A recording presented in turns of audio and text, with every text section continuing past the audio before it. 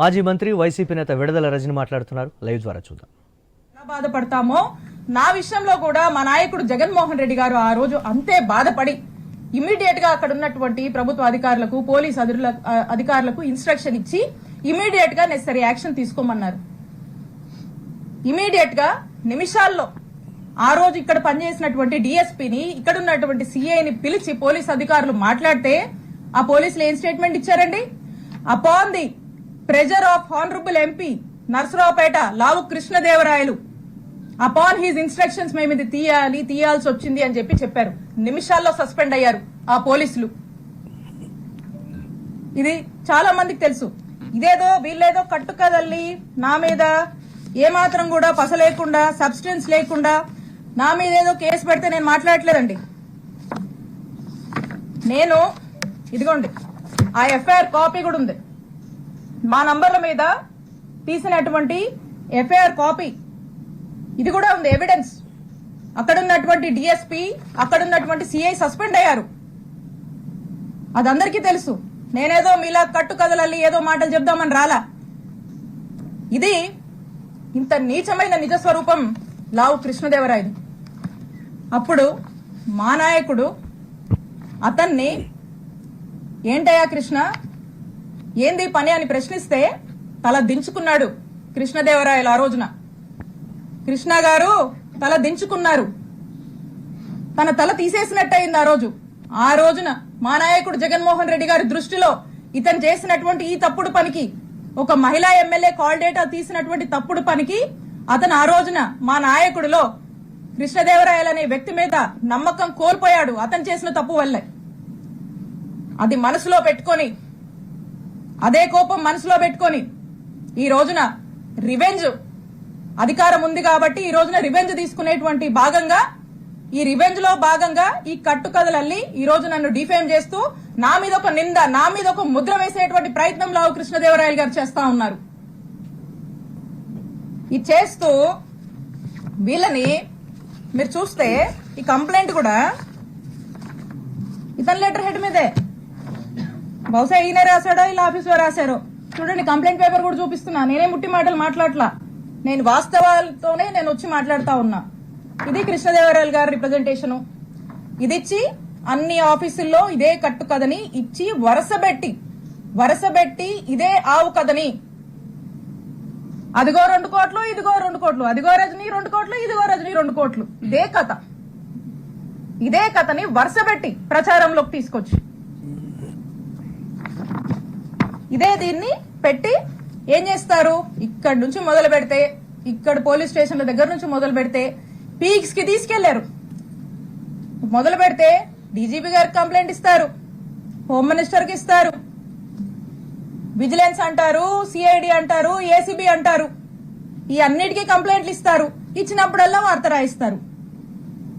10 నెలల నుంచి ఇదే కథ. ఆఖరికి దీన్ని ఏ లెవెల్ కి దీంట్లో మళ్ళీ ఎలివేషన్ కూడా. ఈ కథనే ఓ కట్టు కదా, ఈ కథలో మళ్ళీ ఎలివేషన్స్ కూడా. 17A కోసం గవర్నర్ కి ఏదో పర్మిషన్ పెట్టానని వాళ్లే మళ్ళీ పేపర్లో రాయిస్తారు. ఒకసారి ఆలోచించండి. ఇలా తప్పుడు కేసులకి ఎలా ఆద్యం పోస్తూ అధికారాన్ని అడ్డం పెట్టుకుని ఏ విధంగా కూడా ఇబ్బంది పెట్టేటువంటి ప్రయత్నం చేస్తున్నారో మనకు స్పష్టంగా అర్థమవుతా ఉంది. ఇకపోతే విజిలెన్స్ ఎంక్వైరీ అంట. వీళ్ళే విజిలెన్స్ ఎంక్వైరీ అని చెప్పి విజిలెన్స్ ఎంక్వైరీ వేపిస్తారు. ఇక విజిలెన్స్ ఎంక్వైరీ ఏంటండి? విజిలెన్స్ ఎంక్వైరీ మీరు చూస్తే వైజాగ్ లో ఒక ఎమ్మెల్సీ గారు ఉన్నారు, దువ్వవరపు రామారావు గారు. వారు తెలుగుదేశం పార్టీ ఎమ్మెల్సీ, ఒక రకంగా చెప్పాలంటే పచ్చకండువా వేసుకున్నటువంటి ఎమ్మెల్సీ గారు. వారి కొడుకు నాగశ్రవణ్ గారు ఇక్కడ ఉన్నటువంటి గుంటూరు జిల్లా ఎస్పీ గారు. అంటే ఆ ఎస్పీ గారు వాళ్ళ ఫాదర్ టీడీపీ ఎమ్మెల్సీ, టీడీపీ కుటుంబానికి చెందినటువంటి వ్యక్తి ఎస్పీగా ఇక్కడ పనిచేస్తా ఉన్నారు. అంటే ఆ ఎస్పీ గారు రిపోర్ట్ ఇస్తే ఏం రిపోర్ట్ ఇస్తారండి? కృష్ణదేవరాయలు గారి డైరెక్షన్ లో జెన్యూన్ విజిలెన్స్ రిపోర్టా అండి? ఇది టీడీపీ రిపోర్ట్ ఇస్తారండి వాళ్ళు. ఇక్కడ నుంచి ఒక ఫ్యాబ్రికేటెడ్ అవాస్తవాలతో కూడినటువంటి ఒక టీడీపీ రిపోర్ట్ ని, ఏమీ లేనటువంటి విషయాన్ని వాళ్ళకు అనుకూలంగా వాళ్ళకు నచ్చినట్టుగా రాసుకుని పంపిస్తారు. పంపించి దీన్ని ఫాలో అప్ చేసి ఈ రోజు ఈ కేసు కట్టేదాకా తీసుకొచ్చారు. ఇక ఇది పీక్స్ అన్నమాట. అందుకే ఈ కేసు నేను రెడ్ బుక్ రాజ్యాంగానికి, రెడ్ బుక్ పాలనకు ఒక పరాకాష్ట అని చెప్పి చెప్తా ఉన్నాను. ఈ విధంగా చేస్తా ఉన్నారు. ఇక ఇదే కాకుండా ఒకవైపున ఈయన చెప్పాను కదా, ఇంకో వైపున ఇక్కడ ఉన్నాడు అవినీతి ఘనపాటి ఎమ్మెల్యే పత్తిపాటి గారు. ఇక ఆయన ఎక్కడా లేదు, విద్యుత్ పవర్ చేస్తే రాష్ట్రంలో ఎక్కడా లేదు. ఒక్క చిలుకూరుపేటకే సమస్య వచ్చిందంట. ఇక్కడ మాత్రము మా మీద ధర్నా కేసు కడతారు, నా మీద, మా ఫాలోవర్స్ మీద, మా వైఎస్ఆర్ కాంగ్రెస్ పార్టీ నాయకుల మీద. ఇక అదేదోనంట ఎప్పుడో జరిగిందంట కట్టుకదల్లి అతను కూడా ఏదో పెట్టాలి కాబట్టి ఈ రెడ్ బుక్ రాజ్యాంగం నడుస్తుంది కాబట్టి ఈయన కూడా ఏం తగ్గకూడదని చెప్పి ఎవరినో పంపించి ఓ కట్టుకదల్లేసి నా మీద ఎస్సీ ఎస్టీ కేసు పెడతాడు. జర్మనీలో ఉండే మా మరిది మీద ఇక్కడ లేకపోయినా ఇష్టం వచ్చినట్టుగా కేసులు కట్టేస్తారు. వరుస పెట్టి అతని మీద కేసులు కడతారు, మా మావ మీద కేసు కడతారు. నచ్చినట్టుగా ఏదన్నా పెట్టుకోవచ్చు కంటెంట్. కేసులు కడతారు, దారిలో ప్రయాణం చేస్తుంటే కార్లు అద్దాలు పగలగొట్టిస్తారు, కారు పగలగొట్టిస్తారు, ఉన్నోళ్ళతో హత్యాయత్నానికి ప్రయత్నిస్తారు. ఇలా వరుస పెట్టి ఈ విధంగా ఇబ్బంది పెడతానే ఉంటారు. ఎప్పుడు చూడు మాటలు, ఏదో అవినీతి అవినీతి అంటారు. చేసే వాళ్ళకే వస్తాయో మాటలు, పొద్దుకులు ఎవరికి వస్తాయి? ఎవరు ఏం చేస్తే అదే వస్తుంది వాళ్ళకి. ఆయన అదే చేస్తాడు కాబట్టి పొద్దున్న లేస్తే ఆయన చేసే పాలన ఏమి ఉండదు. కాబట్టి ఆ నోటి వెంట వచ్చే మాటలే అవి, ఏం చేస్తారో అదే వస్తుంది. కాబట్టి ఆయన విఘ్నతగా వదిలేయాలి. సో కాబట్టి ఈ విధంగా ఒకరిలా ఒకరు మరోలాగా ఈ విధంగా వరుస పెట్టి ఇబ్బంది పెడుతూనే ఉన్నారు. నేను చెప్తా ఉన్నా, ఇక్కడున్నటువంటి ప్రతి ఒక్కరికి తెలుసు, ఇక్కడ ఉన్నటువంటి ప్రజలందరికీ తెలుసు ఎవరు ఏ నేచర్ ఉన్నటువంటి వ్యక్తులు, ఎవరు ఎలాంటి విలువలతో రాజకీయాలు చేస్తారు అని. ప్రజలు, ఇక్కడ ఉన్నటువంటి ప్రజలు ప్రతి ఒక్కటి కూడా గమనిస్తా ఉన్నారు. ప్రజలకు ఒక స్పష్టత ఉంది.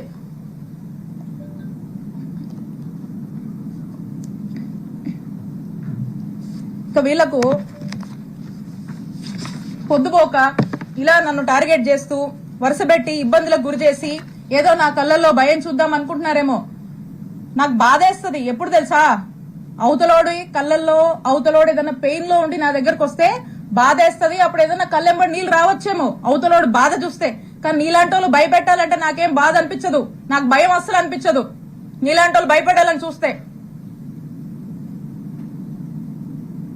మీకు రాజకీయాలు ఎందుకు అవసరమో చెప్పనా. ఒకటి, రత్తయ్య గారంటే నాకు చాలా అభిమానం. ఆయన చాలా కష్టపడి ఈ స్థాయికి వచ్చాడు. ఎంతో మందికి ఒక విద్యా సంస్థలు పెట్టి ఎంతో మందికి విద్యాబుద్ధులు నేర్పించినటువంటి వ్యక్తిగా ఈ ప్రాంతం ప్రజలు ఆయన్ని గౌరవిస్తారు. నాకు అదే గౌరవం ఉంది. కానీ అన్ఫార్చునేట్లీ ఈ రోజు వారి కొడుకు గురించి ఇన్ని నిజాలు, ఆయన తప్పు చేశాడు కాబట్టి ఇవన్నీ నేను బయట పెట్టాల్సి వస్తుంది. సో కృష్ణదేవరాయలు గారికి రాజకీయాలంటే ఈ రాజకీయాల వల్ల వాళ్ళకి లబ్ధి జరుగుతుంది కాబట్టి ఆయనకు రాజకీయాలు కావాలి. కానీ విడుదల రజనీకి అట్లా కాదు. ఎందుకంటే నేను నిజాయితీగా ప్రజలకు సేవ చేయడానికి రాజకీయాల్లోకి వచ్చాను. రాజకీయాల వల్ల నా రూపాయి, నా ఆస్తులే నేను కోల్పోయాను తప్పితే నేను రాజకీయాల వల్ల, ప్రజల వల్ల, రాజకీయం వల్ల ఏదో లబ్ధి పొందాలనే ఉద్దేశంతో నేను రాలా. నాకు అవసరం లేదు కూడా, బై గాడ్స్ గ్రేస్. మీరు ఎలా అంటే ఒక ఉదాహరణ చెప్తాను.